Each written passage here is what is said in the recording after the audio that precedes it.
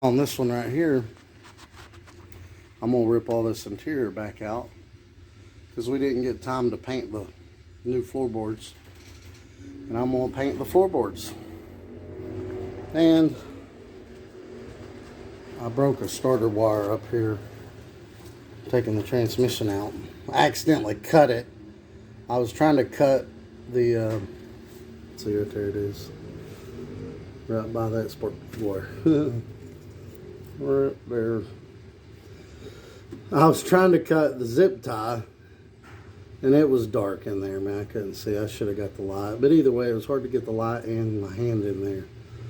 And I accidentally cut the wire instead of the zip tie that was holding the wire. So I got to fix that. I have to take the ignition wire off, and I can just run that wire up here, strip it, put one of them wire things on it, and put it back down there. And then I'm going to change the gasket on the transmission pan because the transmission pan was leaking a little bit. But that's what's on the agenda today. Alright, I got all the seats and center console, back seats out. I'm just making note how this goes. Purple on the outside, yellow on the inside. So I gotta take those off. Get the carpet out. Those are for the reverse lights. But now the carpet can pull right out. Alright, well there we go, the carpet's out. There is some surface rust that tried to form on that piece there. There are some surface rust spots here and there on the fender wells, whatever you call those, on the back there. But the main thing is get a coat of paint on it so the rust can't keep rusting. If rust can't get air and water, then it can't rust. It's got to have both of them. So if we get a good thick coat of paint on it, then it can't rust no more, and all this is going to be covered up, so it doesn't really matter how good it looks. But yeah, let me vacuum it out, hit it with some mineral spirits, and we'll let that set for a little while, and then we'll throw a coat of paint on it. These welds look pretty good, but I went ahead and put this stuff on them because welds will start rusting. So I put some seam sealer on it, and I think this is going to look better. We sand the seam sealer down and then paint these, and I think that'll look a lot better than just looking at paint on welds. Alright, I hit it with some mineral spirits, vacuumed it out, hit it with some mineral spirits. That's good enough for me. I tried to surface rust a little there and there, but we can paint over that and it'll be just fine. I mean, look at the factory seam sealer. I mean, it's not going to look pretty. See, the factory seam sealer over there and back there. So I just want to get a coat of paint on it so it don't rust. And then down here the carpet covers that up. So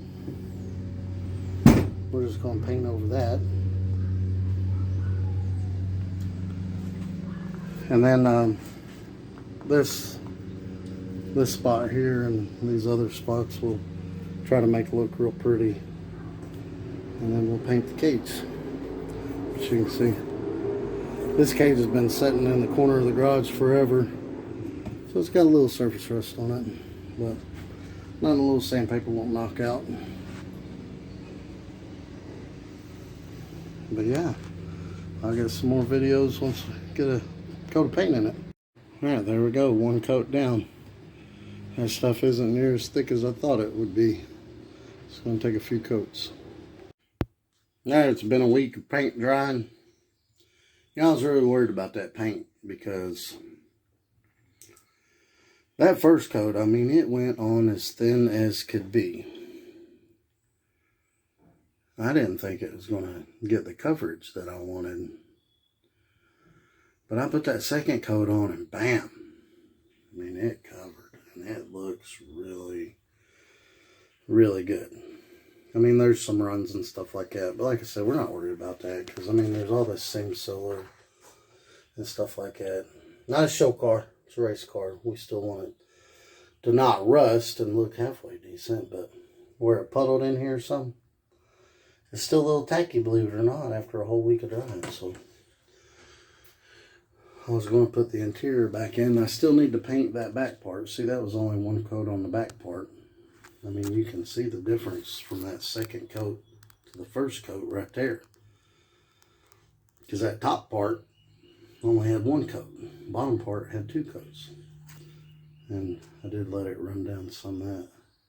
See, I even put it on so thick on that first coat that it ran. See? Ran pretty good right there. Oh well. Like I said, the purpose is just to keep it from rusting. But yeah, look at the difference between the first coat and the second coat. That second coat, I guess it just likes to stick to itself. I don't know. But anyway, I'm going to get the carpet back in it. The carpet don't cover back here, but the seats are going to go back here. We're also even going to try to put the back seats in around those roll bars somehow. I might figure that out. Probably just have to cut a big notch out of the seats. I don't know. But Chris is getting some Kirky seats for that side, for the driver's side. Them seats he has in here, I believe them seats are out of a first gen F-body, and they are old, and they don't hardly move, and when they do move, they don't lock into place. Sometimes you go to launch the car and it slides the seat back and your foot comes off the pedal. It's just, I don't know, it needs a Kirky seat and a harness anyway, but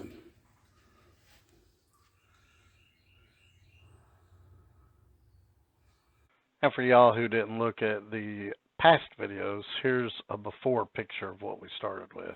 But yeah, what I'm messing with today is I brought the starter wire up here. And I took the starter off and I didn't even have to,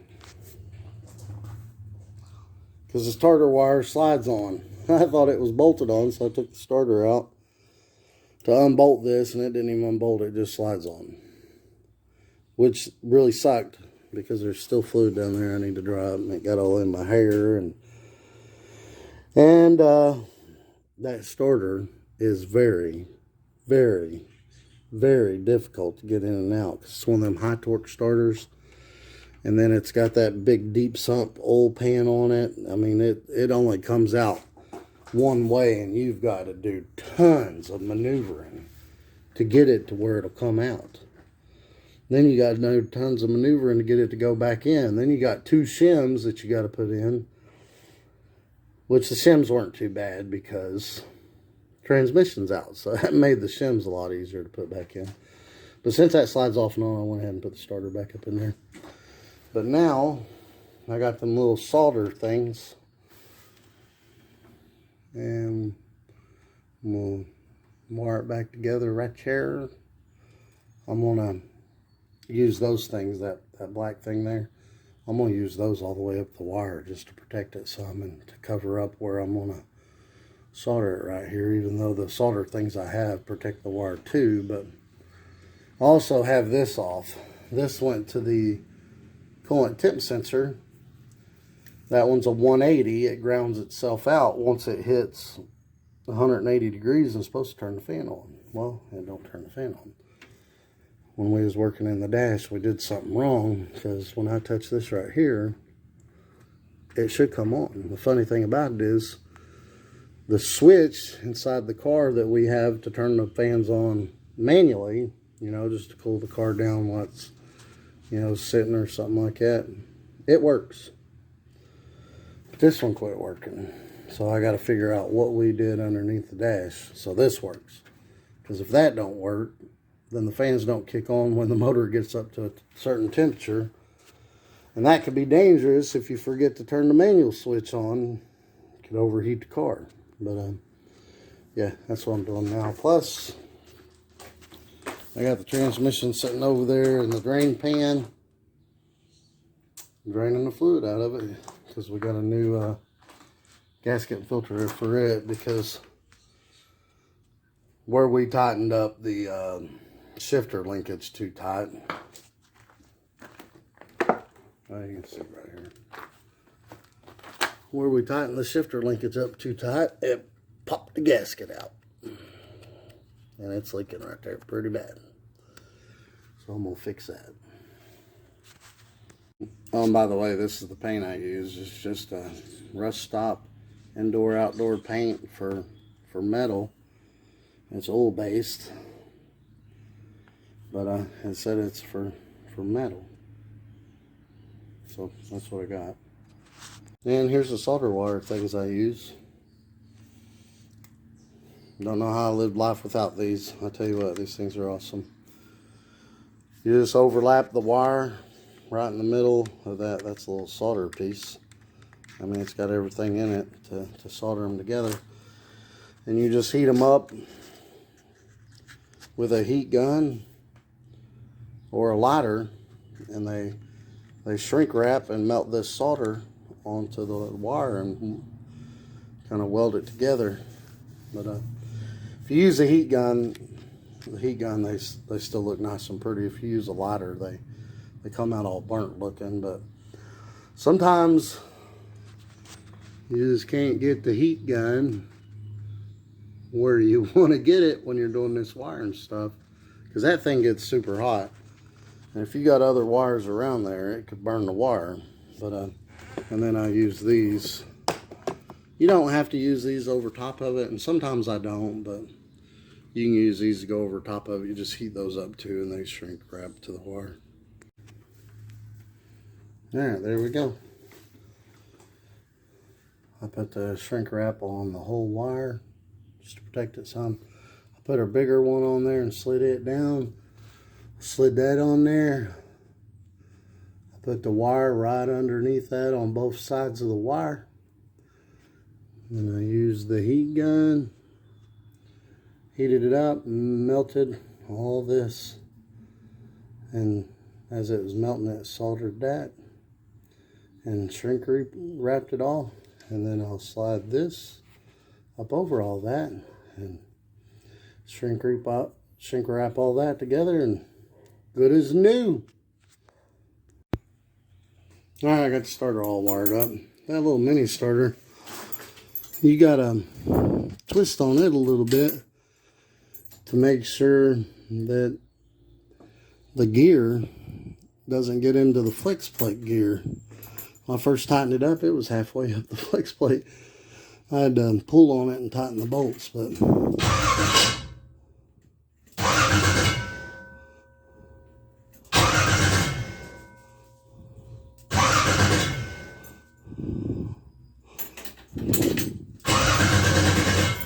works for me. Okay, so I traced that wire that went down here. I traced it back to these two relays, and I thought that's the ones that he was using for the fan. So here's the, I'm assuming, power to the fans over here. These two big green wires. Now, usually the way these relay work, you got these two prongs here. Put power on one side and ground on one side, and it activates it.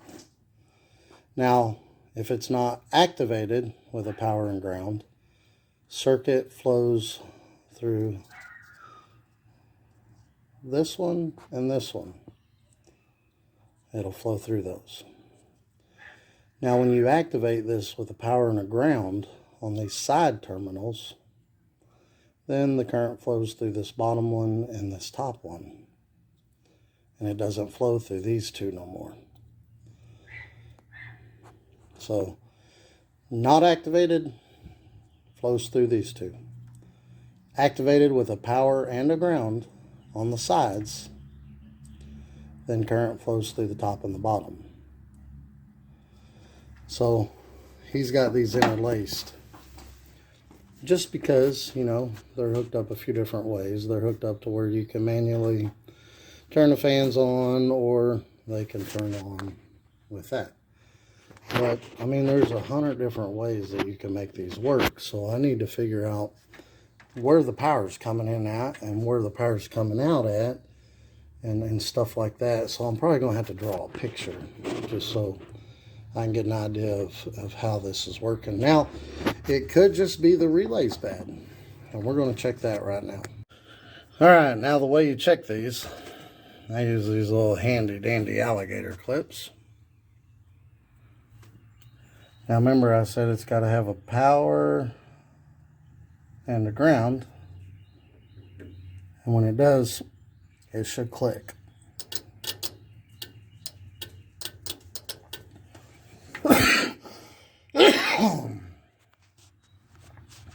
Alright, so that one works. Sorry about that. Okay, so that one works. Now we've got to ohm it out and make sure it's working correctly. So what we do, now remember I said when this is energized, current should be going through the top, the bottom, and the top one up here in between those. So let's see if we can do this with one hand. So this one should ohm out once we connect these two.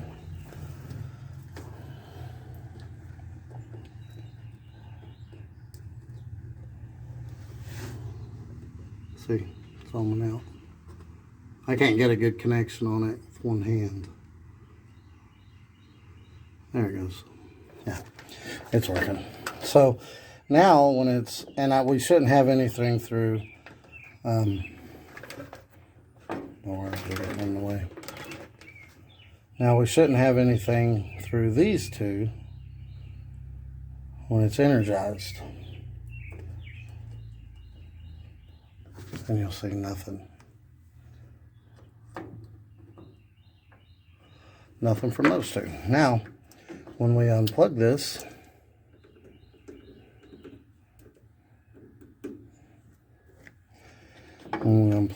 then we should get something through these two.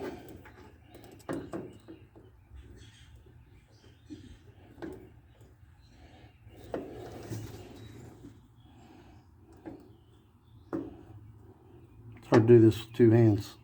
With one hand, I mean.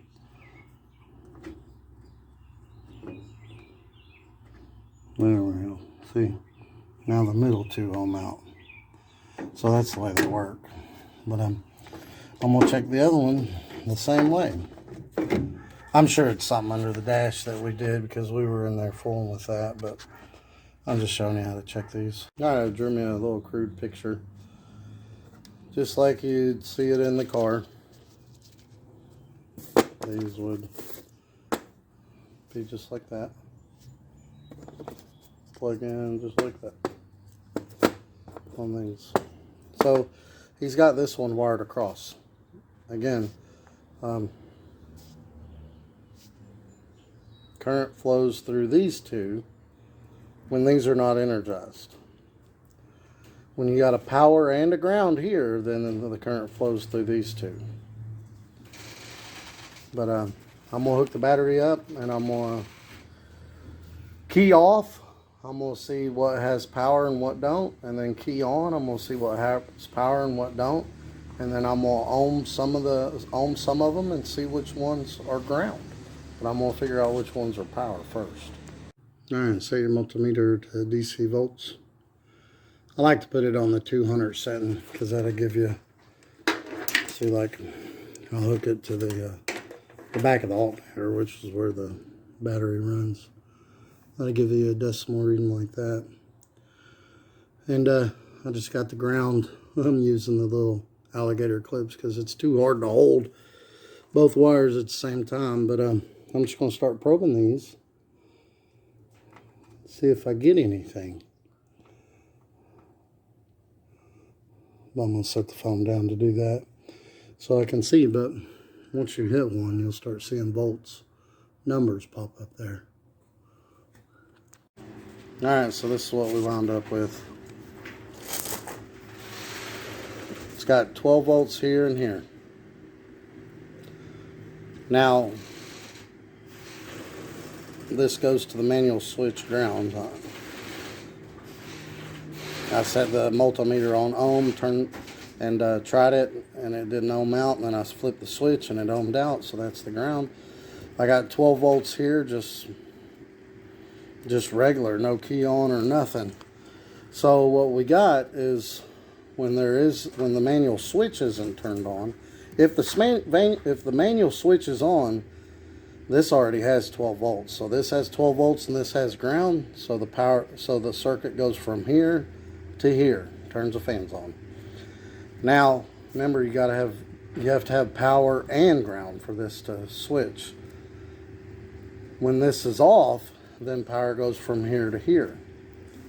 So the manual switch is off. There's still 12 volts here, but that don't matter because it ain't grounded here. And so if it don't have 12 volts and a ground, then the circuit goes from here to here, and then the 12 volts goes over here. Now he's got this one pulled out. This is a pretty good setup. Now when this gets power and this gets ground, which this goes to the temp sensor, the temp sensor grounds itself out once it hits 180 degrees. When this gets 12 volts and then that temp sensor hits 180 and grounds it out, then the power jumps from here to here. The problem is, and the way it's wired up like that is so this one can run it off the manual switch even with the key off. And then this one's supposed to have a keyed on switch. That way this one will run only when the fan's on and only when the temperature switch is over 180 degrees to ground it out. So that's why he's got it wired like this. So like if the fan's running and you shut it off, it shuts the fan off. You shut the key off, shut the motor off and the key off, then this doesn't keep running, because if it kept running, it's possible it could, run your battery dead. If we want it to run with the key off, then that's what the manual switch is for. But the problem is we're missing power here, key on power here.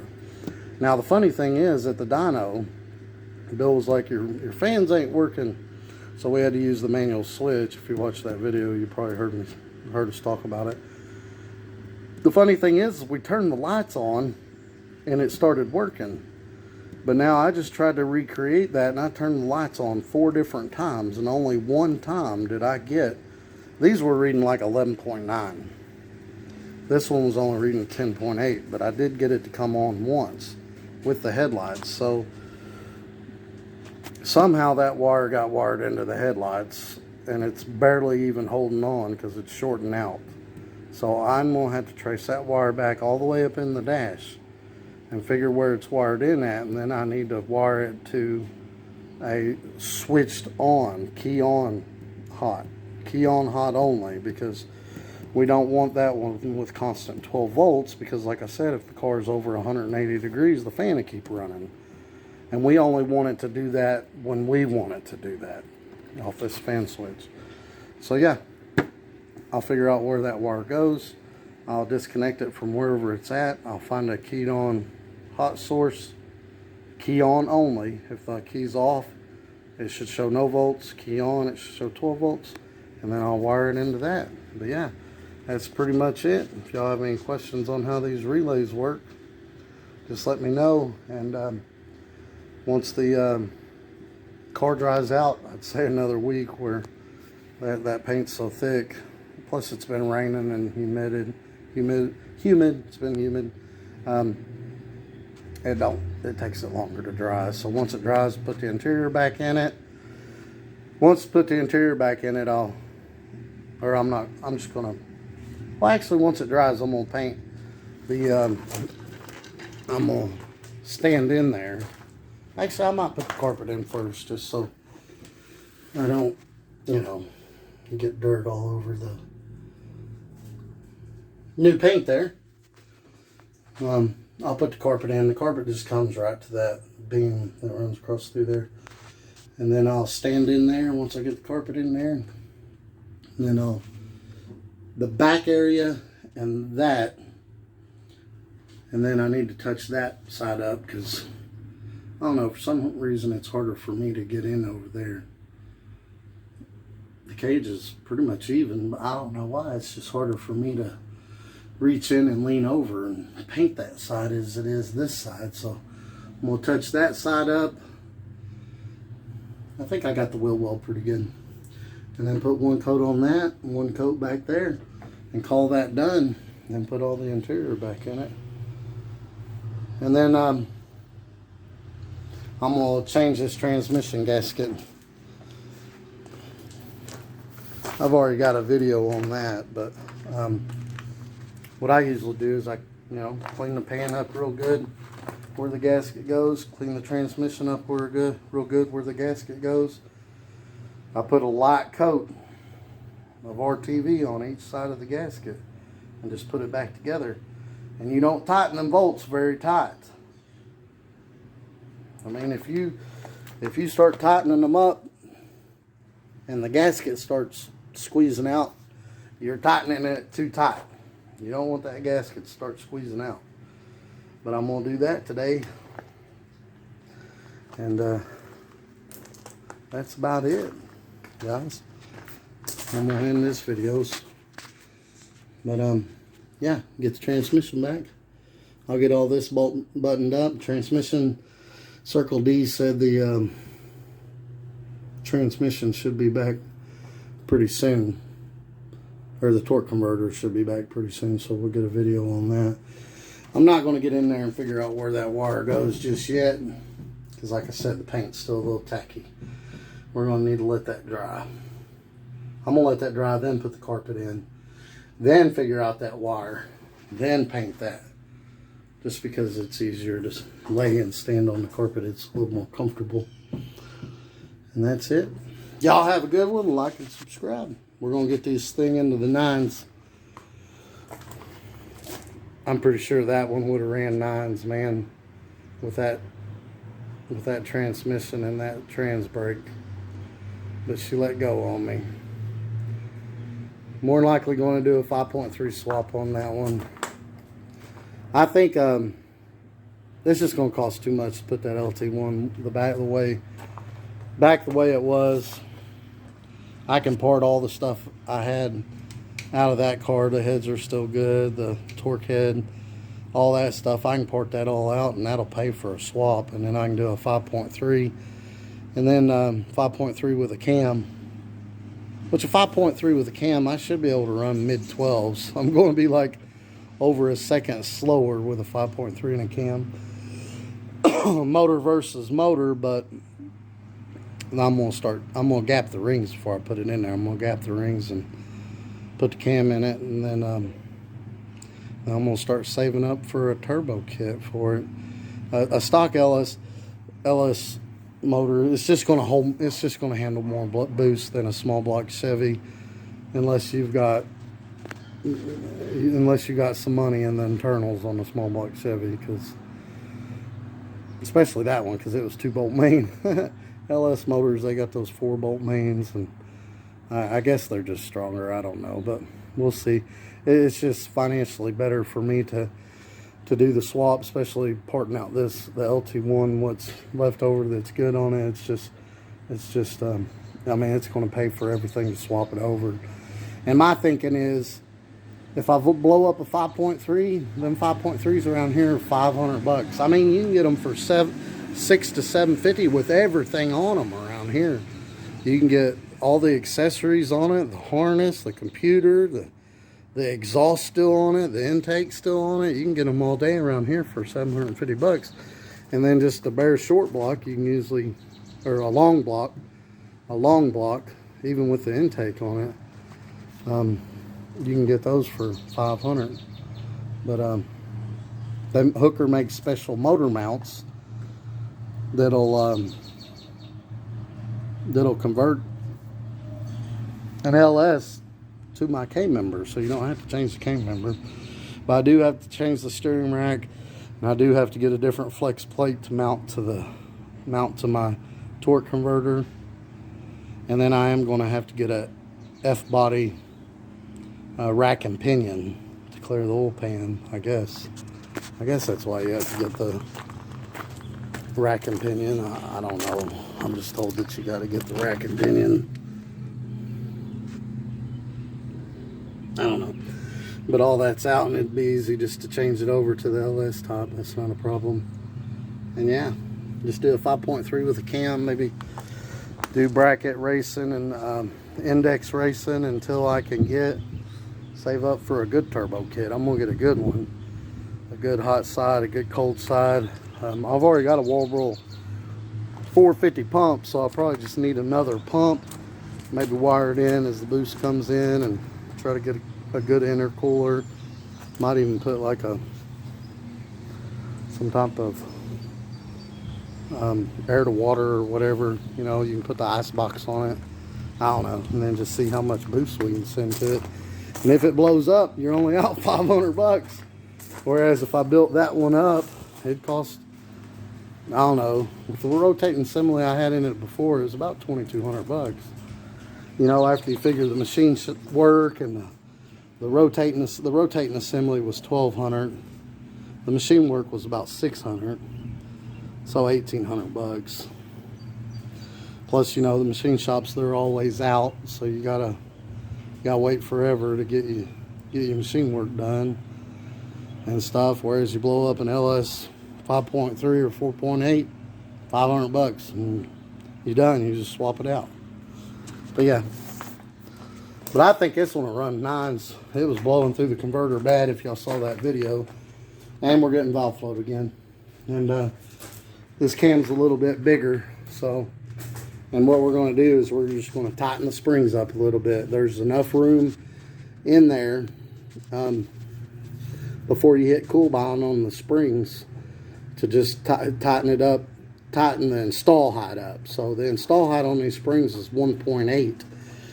We're going to put them at a 1.75, and according to all the paperwork, it cool binds at like 1.1. So that still leaves 650 lift before cool bind, and you want about you know, 50 for wiggle room. So that leaves us with 600 lift, and that's exactly what the cam lift is. So that should be perfect, and that should fix that, hopefully. And if, I mean, it ran a 1011 blowing through the converter and valve floating. So it was blowing through the converter, so it stayed in valve float because when you blow through the converter, it just shoots up to that RPM and it stays there. And it was valve floating the whole time, and still ran a 10.1 at 132. So this thing's definitely got a 9 in it. There's no question about it. Once we get that converter fixed, once we get that valve float fixed. So yeah, I'm rambling. This video is going to be longer than I planned it to be. And I was hoping to get the transmission gasket in the video too, but I've already done a video on a transmission gasket if you look back through the videos. But like I said, just clean it up real good. You just got the holes, the bolts around the pan, clean it up real good. Put a light coat of RTV on the gasket and on both sides, and just stick it back together, and don't tighten it too tight. You don't tighten them that tight. But yeah, there you go. Y'all have a great day.